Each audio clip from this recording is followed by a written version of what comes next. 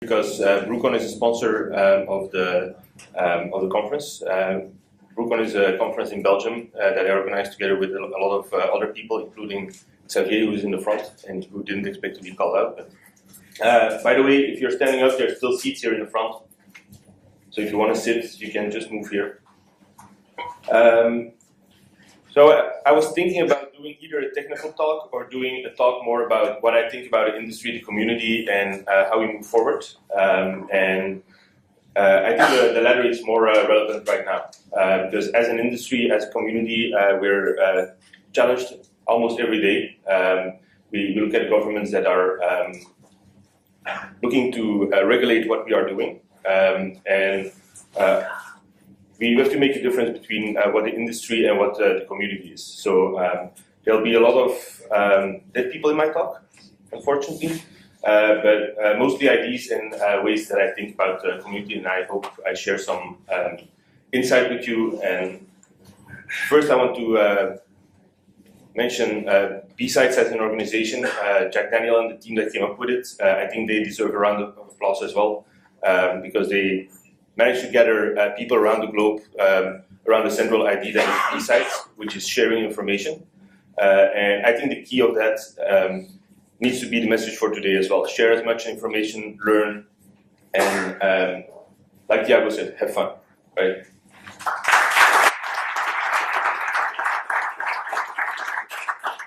So the first guy I want to touch upon, who is familiar with Len Sassaman? Who knows him? So that's very few people. It's exactly today, 4 years ago, that we lost Len. He died in Leuven in Belgium. And I think more people need to be familiar with what he represented and also his heritage. He's not here anymore, but there's a lot of legacy that we still use on a daily basis. He was one of the key developers of the GNU privacy, the GPG. He worked for Symantec. He co-developed GPG. He's done a lot of research.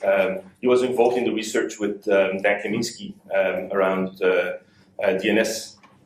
And I think it's important to that we as a community, often we just look forward and we just know who we are, but we don't often look back and look at the giants of which we stand on the shoulders of. Does that make sense to you?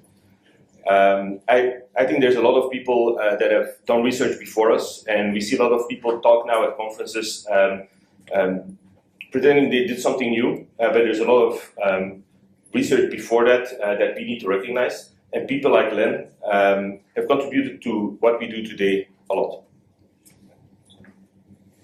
So I want to start with the Hacker Manifesto, and I hope everybody is familiar with the Hacker Manifesto.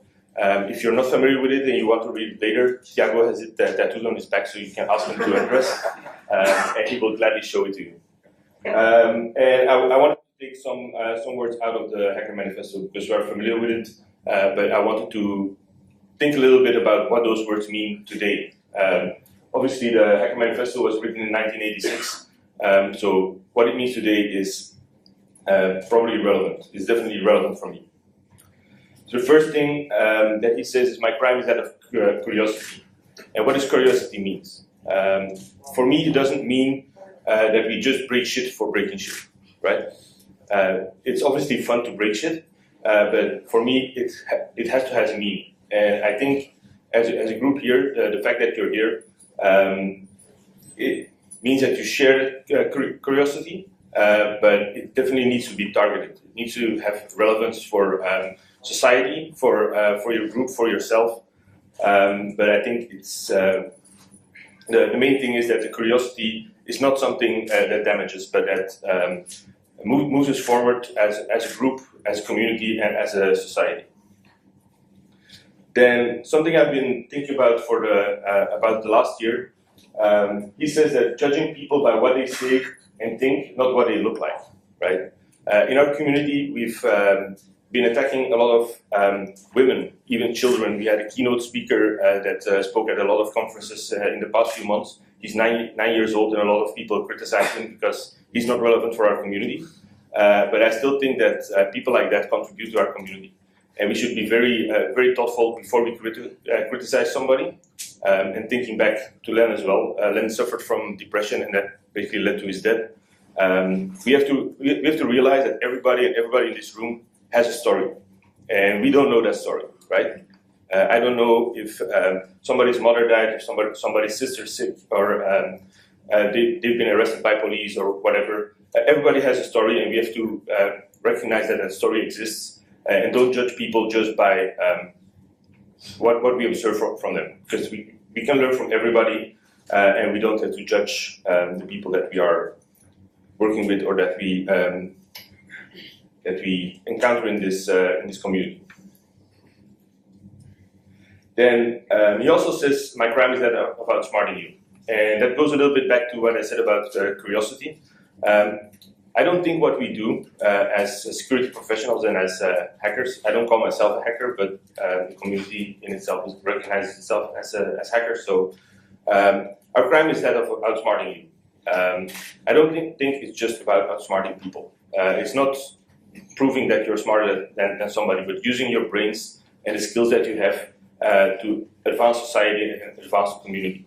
It's not just to damage stuff. We're not graffiti artists. We're not. In the end, we as a community are not criminals. We go home at the end of the day. We have a family.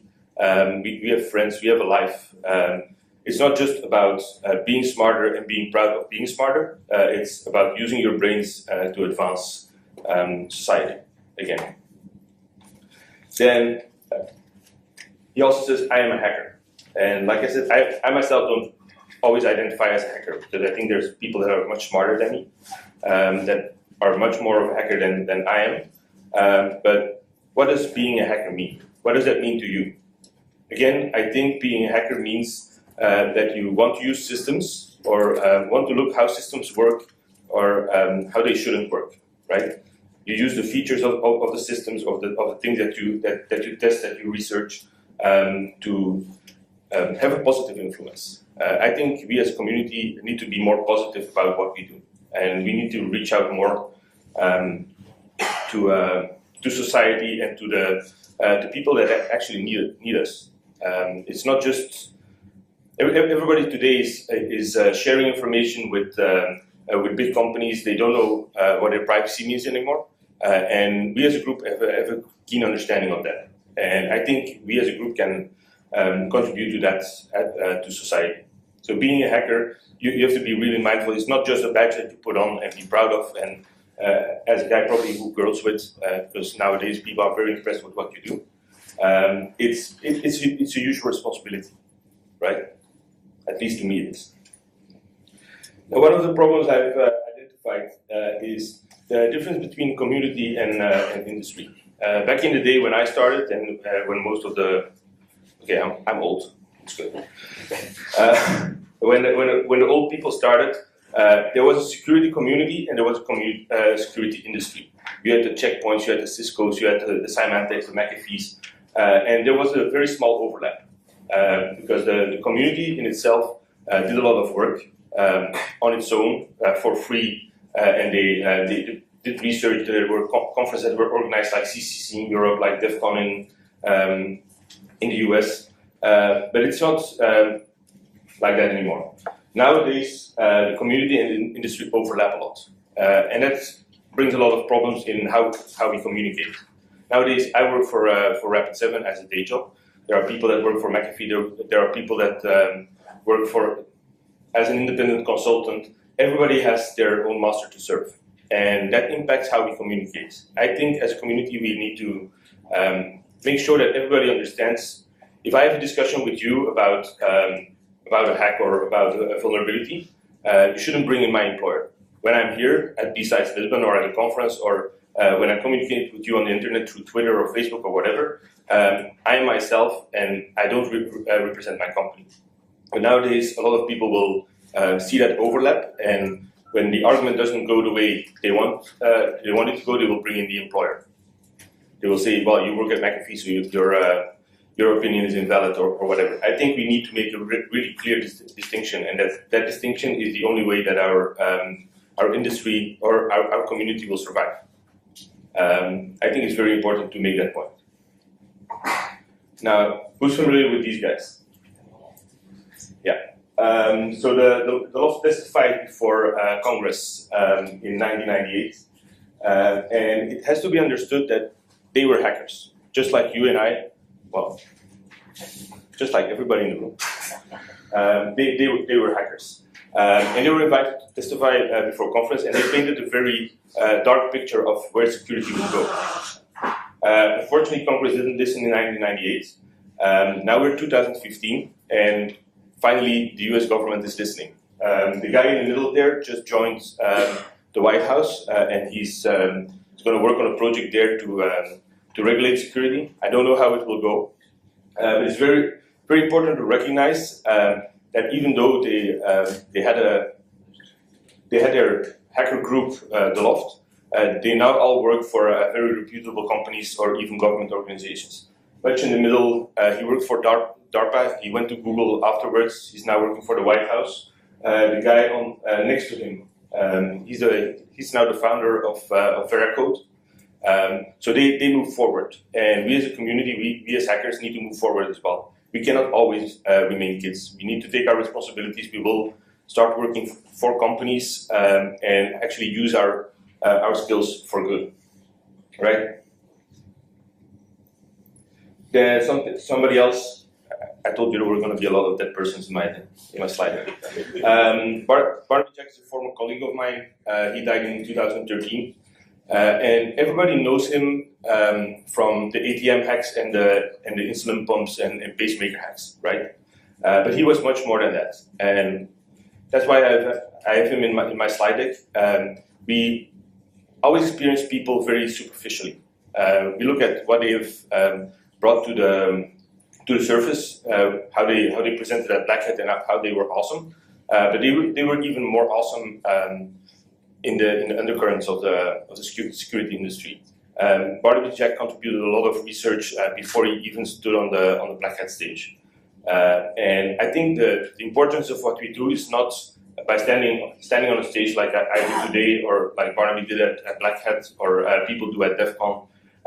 It's about how we contribute in an unselfish way. I think we need to be much more unselfish, and also don't make rock stars. In the community, we discuss a lot about rock stars and people that are, again, very, very selfish. We perceive them as selfish. But I believe strongly that the community creates their rock stars themselves. If you look at people like Dan Kaminsky, they don't desire to be a rock star. They desire to be a person just like you and me. And in the end, they are like that. If you approach people like that at a conference, they will be very nice to you, and they will share information, share knowledge all the time. But we shouldn't make rock stars of our smart people. By making rock stars of smart people, we are basically bringing them down. Now, is there anybody that has studied economics or is in finance? Okay, direct question for you. Do you know the Moniac computer? Okay, I like to bring up this in my recent talks. The Moniac computer is basically a simulator for an economy. The guy on my left, your right, his name is William or Bill Phillips, and his story is very interesting, and it illustrates for me what a hacker really is. He wasn't even involved in computers. When he grew up, his father had a farm, and he really wanted to go to university.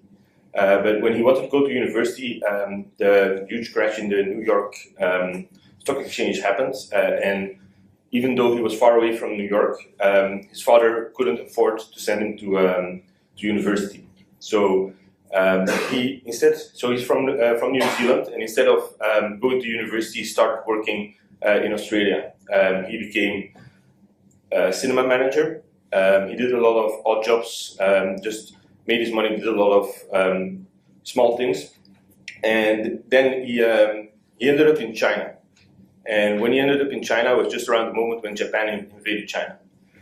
So he ran away until he could no longer run away, and he became a prisoner of war. So when he was a prisoner of war, instead of using all the skills that he had gathered by doing all those odd jobs, he started working for the people that he was captivated with. So the fellow prisoners, it became winter, it became very cold, so he made heating devices.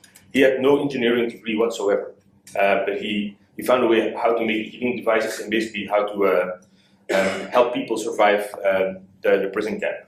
Then obviously he survived that as well, and then somehow he ended up in London and went to the London School of Economics, and that's where he invented the ammoniac, which again is, they call it computer, but it's just a lot of recipients that are connected with tubes, and there are valves, and it simulates when you inject money in a certain part of the economy, how that affects the other parts of the economy. And that to me is what a hacker means, right? Everybody knew those systems. He just found a way to represent in a model and in a computer that is still, the model is still used, and the computer you can see in a lot of places. It's and he won a lot of prizes for his work. But he started from scratch, being a farmer boy, to becoming one of the biggest influences in economics around the world. Now, does anybody recognize this? So we often say that security is a new industry. This is a threat model that you can find in what they call the WARE report, W-A-R-E. And the WARE report basically is a report that was mandated by the US government when they went from single-use computers to multi-use computers. And if you look at this threat model, it includes everything that we still battle today. It's very important to realize that what we do today started more than 40 years ago. The report was released, I think, in 1972 or something. You can find it online. But nowadays, there's a lot of companies focusing on the human threat, the insider threat. You see that back in the 70s, they had the operator, they had the maintenance man, they had the system programmer. So everybody was really already identified. And all the issues that exist with multi-use computers, the issues we face today, are still relevant for the today, and we're still doing the same things. So that goes back to my original point, where I said that we have to be mindful of what has come before us, even going back as far as 1970. Reading the WARE report is very, very useful as a hacker, as a security researcher, to understand where we come from. And not only the people I mentioned in my talk are important. There's much more people that are relevant for your research. Now we come to today. So I was talking yesterday to somebody at the dinner. We're discussing about how Australia wants to ban teaching cryptography. So the government in Australia really wants to prevent people from learning about cryptography, because that makes it much harder for them to get criminals. Obviously, when nobody knows about cryptography, only the criminals are going to use cryptography. I think everybody should have access to cryptography, and I think it's a bad precedent that Australia would want to do something like that. We also know that the USA wants cryptographic backdoors. And of all people, the now CSO of Facebook, former CSO of Yahoo, is the one battling the fiercest about it. But we have to be aware that governments want to do this. It's not directly us as individuals that need to battle against it, but if you have something to contribute to the forces that try to influence the government now, I think it's time to step up and actually contribute to that. We also see that the UK wants to limit access to strong crypto. So the UK really wants basically strong crypto to be unavailable to the general public, and they want to regulate who can have access to strong crypto. I think that's a bad way we're going into. If you look at things like the Wassenaar Agreement and both the US government and the EU government are looking into dual use and seeing basically exploits and security research as a weapon. So nowadays, what you do is seen as a weapon. What you know is seen as a weapon. And you as an individual, or we as a community, start to be seen as a threat. I think we have to be cognizant of what that is going on, and think about how we as a community can be more positive to the world. Again, obviously in this room there's probably a lot of hacker security researchers, but there's also professionals that look to understand and to learn about what we do. And as a community, I think we need to come together more. That's also why we organize Groupon.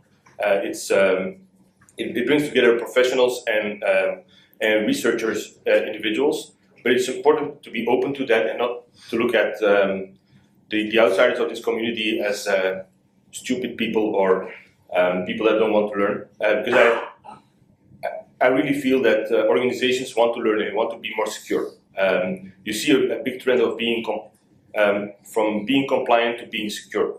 In the past, there was a lot of focus on things like PCI DSS, ISO 27000 compliance, but a lot of organizations now are moving away and really looking more into security. And the funny part about all those Western countries doing this, what is the country that you always hear about that is the biggest threat in the world? China. Okay. So data is not always relevant. But this is the BGP ranking project from the Luxembourg CERT. The Luxembourg CERT basically takes all the IP ranges that are announced by the BGP in the BGP network, and they link those to known threat databases. So you have database of CNC servers, you have SMTP blacklists, you have SSH blacklists. And if you look at that, I would like to say that green are the countries that are the biggest threat, or that have the most threats in their networks, but it's obviously the red ones, right? And I have to be cognizant of the fact that data is not always representative. This is a very funny graphic if you talk about China, and it proves that there's a lot of threats coming from the US, from Russia, from Brazil even, right? But you have to know that the two top networks with threats are actually Asian. There's one in Hong Kong, there's one in China that are in the top 10 of the individual networks. But if you take all the data together, then the US, Russia, Brazil are the biggest threats on the internet. Now, instead of looking at exploits and security research as a threat, I like to think about how organizations work. And in the US, or even in any country, if you book one invoice wrong, or you do something wrong with your accountancy, you're going to be sued. You're going to be fined. If you sell a donut that makes somebody sick, or that makes a lot of people sick, you will get a class action suit against you, and you will pay a lot of money. If you clean the floor in a hotel and somebody falls, they don't even have to break their leg. You will be sued by that person. But if you release insecure code to the world, nobody says anything.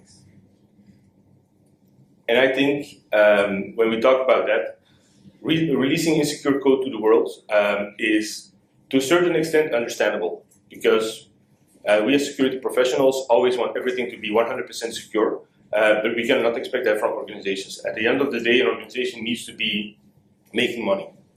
And they need to release products that people pay for, so they can create the next version of the product. But in the end, you have to work with security research, you have to work together, and you have to be accountable for what you put out in the world. If you create a product that people rely on for their lives, whether it's a pacemaker, whether it's a vehicle, whether it's software that companies use for their accountancy, you have to be accountable for what you put out there. And obviously it's going to cost something, but you have to be accountable for that. Accountability should be part of the cost structure. And there will always be a discussion that the extra cost of doing security will be paid for by the consumer, but it doesn't always have to be the case. I think organizations make more than enough money to pay relevant prices for security research. So I would call on organizations to work more with security researchers. Recently, we've seen a lot of what we call bug bounties coming up, where researchers are paid through a third party. It's often run separately from the organization, But I think it's a very good step forward, and something that needs to be explored more. I'm not sure if T-shirts and gadgets are things that motivate people to actually disclose vulnerabilities they find in systems. I have enough T-shirts at home, so I don't. I would not submit an exploit for a T-shirt. But I don't think money alone is a motivator as well. I think we need to be recognized as smart people. We need to be paid the right amount of money for what we contribute. But there is a soft spot where we can meet and where the community can work together with companies to actually solve security problems. Now, going back to everything I said, it would sound like the world is burning, but at heart, I still want to be a happy person, right? I don't want to be cynical about what we do, about how the world is evolving. So I think all the challenges that we see today with governments, with organizations, as a community, are actually opportunities to become better. We have to understand that people like the Loft that I presented in my talk have moved forward from being a closed hacker group somewhere in a basement in Boston to becoming actual professionals. And I think all of us can do that in our own way. We have to understand what we want to do, but also what our legacy wants to be. If we look at people like, for instance, Len Sassaman, even though he's no longer there, if you look at his research, there is research that he did years ago that still impacts you as an individual today. And I think for myself, I often ask myself, what do I want to leave behind when I'm done, or when I'm gone? I don't hope it happens tomorrow, but maybe some other people hope that. I think we have to be mindful of what we as individuals and as a group can contribute to society in the end. And that's a message I want to give for today as well. Let us work together, let us share knowledge, let us be one community today at BSidesLisbon. And with that, I have said everything I wanted to say.